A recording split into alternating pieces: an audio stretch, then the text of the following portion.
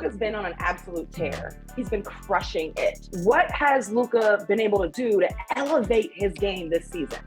I think there's a few different things. He clearly came into this season in better shape than he has the last couple of years. And then he's just gotten a little bit better at everything. He was already one of the best off-dribble players in the league. He's gotten better. He's gotten more dominant in that aspect. They've really relied a little bit more on his post-up game. Between the brain, the brawn, the skills, the touch, there's just not a lot that he cannot do with the ball in his hands.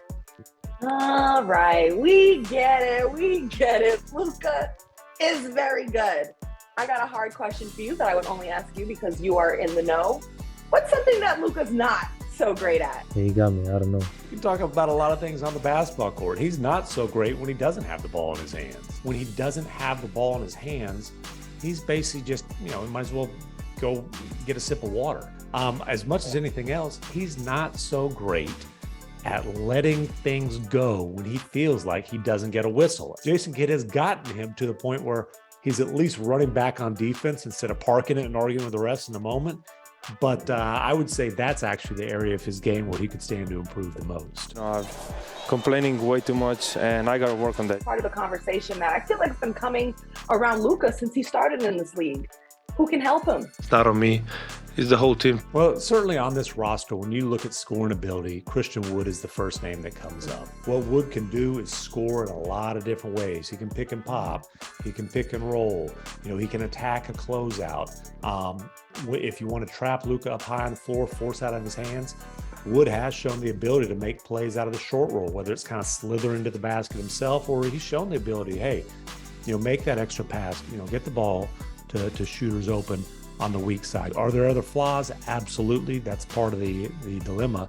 But when you're talking about who can help Luka, he's the first name that comes up. He doesn't get mad if sometimes I yell at him. Another thing that stands out to me about Luka, besides obviously how highly skilled he is, it's his body. Mm-hmm. He's a huge man. He is a large man, 6'7" and change. 200 and who knows how many pounds. I list him at 230. That's not with all 10 toes on the scale. I can promise you that. It's somewhere 250 plus. He is athletic in much the same way, again, that James Harden is. And what I'm talking about there is the stopping and starting, the ability to slam on the brakes and keep their balance. And he's a little quicker than you think when you look at him. So he's able to get that step on guys. Maybe it's just a half step, but once he gets you on his hip, you're going wherever he wants you to go. Post-game, Luka joked this season, I need a recovery beer. And so we here at Crosscourt want to have some fun with you. Can you survive a night of drinking with Luka?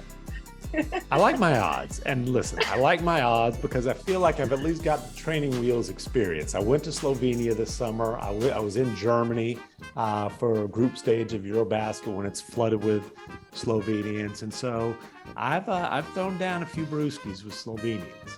That's awesome. But you know what it shows? It must be nice to be Luka. And certainly nice to have you on, Tim. You are fantastic. And I love when you're laughing. So thank you so much. Always a pleasure.